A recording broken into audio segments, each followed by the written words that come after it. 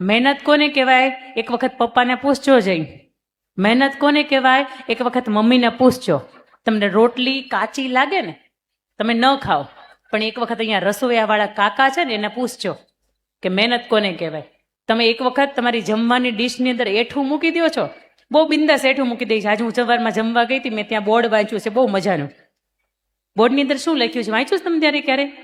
રોજ તમે જમવા જાઓ છો ને, તમે જાઓ છો એટલે તમે નહીં જતા હોય, તેની અંદર બહુ સરસ મજાનું લખ્યું છે કે તમે એઠી થાળી છોડી દો છો ને ભાઈ, ત્યારે ખબર નથી પડતી કે ક્યાં જાય છે, ગટરમાં જાય છે. પણ એક બાળકે ડોક્ટર સાહેબને એવું કીધું હતું કે ભૂખ ન લાગે એની કોઈ ટીકડી ખરી?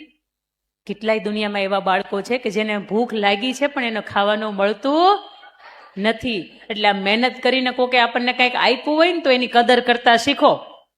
મમ્મી બહુ મહેનત કરીને સુખડી લાવી હોય પણ આપણે સુખડીનો ડબ્બો આપી દઈએ બાજુવાળી બેનને, કારણ કે મને ભાવતી નથી. મમ્મીને બિચારીને એમ થાય કાજુ બદામને ડ્રાયફ્રૂટ નાખીને લઈ જાઓ, હમણાં એક્ઝામ છે, ખાશે. પણ આપણે ખાઈ ખાતા હોય તો બહુ સારી વાત છે, પણ મા બાપે આપણી ઉપર જે મહેનત કરે એનું ફળ આપણે મા બાપને આપવાનું છે. આપણા શિક્ષકો આપણી ઉપર જે કંઈ પણ મહેનત કરે છે ને એનું ફળ શિક્ષકોને આપવાનું છે. ભાઈ ક્લાસની અંદર કોઈ નાપાસ ન થાય ને તો એની ખુશી તમને ન હોય. આ શિક્ષકોને પૂછો, ક્લાસની અંદર બધાય ફૂલ્લી પાસ હોય, તમને આનંદ કેટલો થાય? કેટલો આનંદ થાય બહેનો? કેટલો આનંદ થાય? ખબર છે હું બોલું છું? શિક્ષકોને કામ નહીં નથી ને એબીસીડી, એટલે એનું ન ધ્યાન હોય, એમાં કઈ નવાય નહીં. પણ તમે આખો ક્લાસ ફૂલ્લી પાસ થાવ ને તો એનો આનંદ તમને ન હોય ને એટલો એ લોકોનો હોય, કારણ કે એ લોકો તમારી માટે મહેનત કરે છે. મા બાપ ક્યારેક ફી ભરે ને તો એને પૂછજો કે આ ફી કેવી રીતે આવે છે. એક વખત ઘરે જાઓ ને તો એક વખત એને ઘરે જઈને પૂછજો કે પપ્પા મારી તારી ફી કેટલા છે? તમારી ફીસ કેટલી છે સ્કૂલમાં? 7,000. એક વખત પપ્પાને પૂછજો છે આ 7,000 આવે છે ને પાછળ તમારી મહેનત કેટલી થાય છે? એક વખત પૂછજો ને, આજ ઘરે જાઓ ને એટલે પૂછજો કે તમે એક રૂપિયો વાપરો ને તો તમને કિંમત થાય. ઈ પછી આવશે એફ, ફેથ, શ્રદ્ધા, અતૂટ વિશ્વાસ ઈશ્વરની અંદર. ક્યારેક એવું બને ને કે તમે ઈચ્છો એવું થાય, તમે ઈચ્છો એ પ્રમાણે આવે, બરાબરનું પરિણામ આવે. ક્યારેક એવું બને કે તમે ઈચ્છવું હોય એ પ્રમાણે કાંઈ ન થાય. તમે બધું સાચું લખ્યું હોય પણ બધું ખોટું થઈને આવે. પણ એ સાચું જ હોય પણ તમારું ખોટું લખેલું છે એટલા માટે થાય. એક બાળક હતો ને, બેસ જાઓ તમે ચિંતા ન કરો, આ લોકો ઊભા નહીં થાય, તમે બેસ જાઓ, તમારી મહેનત તમે શ્રેષ્ઠ આપો છો. તમે એવું હોય તો હું નહીં આવી જાઉં, તમે બેસ જાઓ, બસ બેસ જાઓ. એક બાળક છે ને એને એના મમ્મીએ બેસાડ્યો ઘંટીની પાસે કે તું ભાઈ બેસ અહીંયા થોડીક વાર. ઘંટીની અંદરથી ઓલો લોટ બારો આવે ને તો આમ થોડું ખંખેરતો જાજે. તમને ખબર ને આ સિસ્ટમ ખબર ને? હા, તો એ થોડું ખંખેરવાનું કીધું તું. એ બાળક હતો અપલખણો. કોના જેવો? તારી જેવો. તો અપલખણો જ. એ બાળક હતો થોડોક તોફાની. એ બાળકને એમ થાય કે આ ખંખેરવાનું કહે છે તો એક વખત ઓલા ઘઉં જાય છે ને તો એમાં વધારે નાખું તો જલ્દી આવી હું તો ઊભો થઈ જાઉં. ઘઉંને નાખવા ગયો ને એમાં આંગળી હોતી આવી ગઈ. 3 આંગળી હતી ને એના જો આગળનો નખનો ભાગ હતો ને કટનારાને કપાઈ ગયો. બહુ રોયા, ધબધબાટી રોયા. લોહી એક બાજુ રહી ગયું, લોટ હતો એને એક બાજુ રહી ગયું. પપ્પાની બીકે કાંઈ બોલાય નહીં. એના મમ્મીની યાર ધમ પછાડા કર્યા. પછી એના મમ્મીએ માથે હાથ મૂકીને એવું કીધું બેટા ચૂપ થઈ જા, ભગવાને જે કર્યું એ ખરું. એટલે બરાબરનો ખીજાણો હોય, છઠ્ઠું ભણતો તો એ બાળક, બરાબરનો ખીજાણો. તને કાંઈ ખબર નથી પડતી, હાથ મારો તૂટી ગયો, લોહી નીકળે છે અને પાછી એવું કે ભગવાન જે કરે બરોબર કરે. તારી વાત હાવ ખોટી. પછી સારું થઈ ગયું. થોડોક સમય ગયો ને એટલે એને રૂજ આવી ગઈ. પછી ભાઈ 8મું ભણતા હતા ને એટલે પ્રવાસમાં ગયા. ક્યાં ગયા? પ્રવાસની અંદર ગયા. જંગલની અંદર એ ભાઈ અને એના દોસ્તાર બેય વિખૂટા પડી ગયા, રસ્તો ભૂલી ગયા. અને ત્યાં જઈને ઓલા ઝીંગા ડાલા હું આવે ને એ લોકોએ આ બેયને દબોચી લીધા, બરાબરના પકડ્યા અને પછી લઈ ગયા એના ક્ષેત્રફળની અંદર. એને ઓલા પાંદડાની ચડ્ડી પહેરાવીને, પાંદડાનું માથે ટોપી પહેરાવીને, ઝીંગા ડાલા હું તૈયારી કરી બધી. અને પછી એની બલી ચડાવવાની હતી. શું હતું? બલી ચડાવવાની. એ બાળકને પેલી બલી ચડાવવાની હતી. એ બાળકને તૈયાર કર્યો અને જોયું કે એ 3 આંગળીના નખ નથી. એટલે એમાંથી એક વ્યક્તિ જે પ્રધાન હોય ને એને એવું કીધું કે આ બાળક ખંડિત કહેવાય, આની બલી ન ચડે, એટલે આ બાળકને છોડી દેવામાં આવે. અને એ ભાઈ બાળક છૂટાને એટલે જે મુઠ્ઠી વજાડીને બરાબરનો જે ભાગ્યો હતો ને, સૌથી પહેલી એની મમ્મી યાદ આવી હતી. હું કામ? એને મમ્મીએ કીધું હતું કે 3 આંગળી બરોબર કપાઈ ગઈ છે. ભગવાને આખો તારો જીવ નહોતો લેવો ને એટલા માટે ઘણી વખત તમે ઈચ્છો આ પ્રમાણે પણ થાય, અને ઘણી વખત તમારો પગ ભાંગી જાય ને તો સમજો કે ઈશ્વરે બરોબર જ ભાંગ્યો હશે. આખા શરીરને નહીં ભાંગવાનું હોય ને એટલા માટે પગને ભાંગ્યો હશે.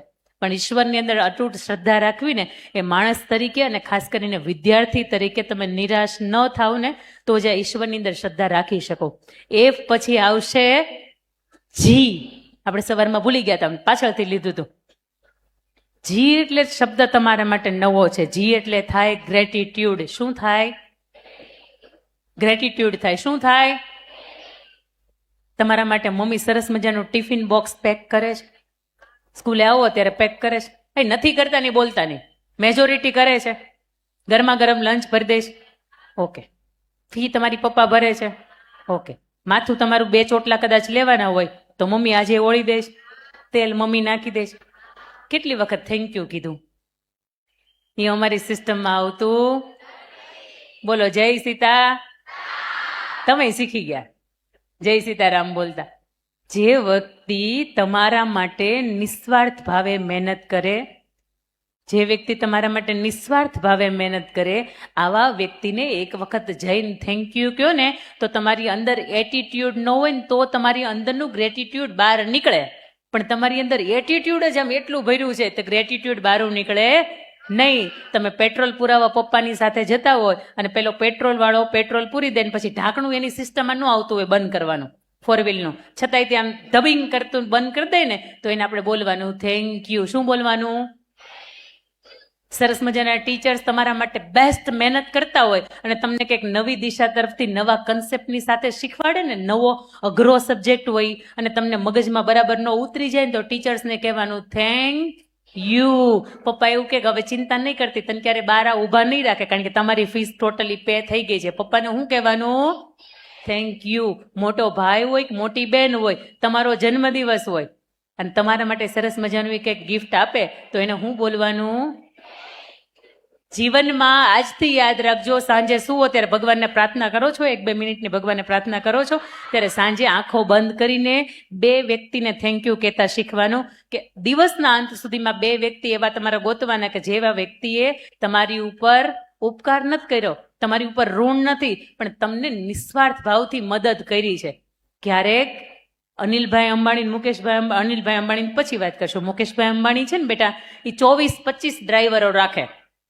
કઈ દિશામાં કઈ ગાડી લઈને જવાનું નક્કી ન હોય. સવારે 8 વાગે ઘરેથી નીકળે તો બપોરે 6 વાગે એની મિટિંગ પતાવીને આવવાનું હોય. પણ ઓન ટાઈમ એનો ડ્રાઈવર એને 1-2 મિનિટ પહેલો પહોંચાડે ને તો એને ડ્રાઈવરને એવું કે ભાઈ થેન્ક યુ.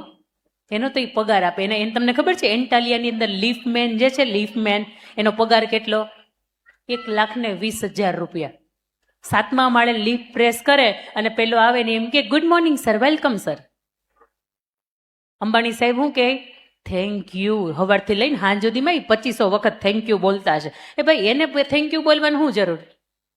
તમને ખબર છે આ મજાકની એક વાત છે. તમને ખબર છે હમણાં એ સાળંગપુર ગયા અથવા તો એ પહેલા લાલબાગના રાજાની પાસે ગયા ને ભગવાનને પગે લાગવા, ત્યારે એ ભગવાનને છે ને આવી રીતે પગે લાગ્યા આમાં. તમને ખબર છે લોકોએ ખૂબ બધી રીલ્સના કમેન્ટ કરી હતી કે તમે જો આવી રીતે પગે લાગો ને તો તમને અંબાણી બનતા વાર લાગે. પગે ગમે એ લાગો પણ તમારા હૃદયની અંદર ઈશ્વર કેટલો રહે છે ને તમે કોકનું ખોટું નથી કરતા ને એનાથી ઈશ્વર તમારી ઉપર રાજી થાય છે.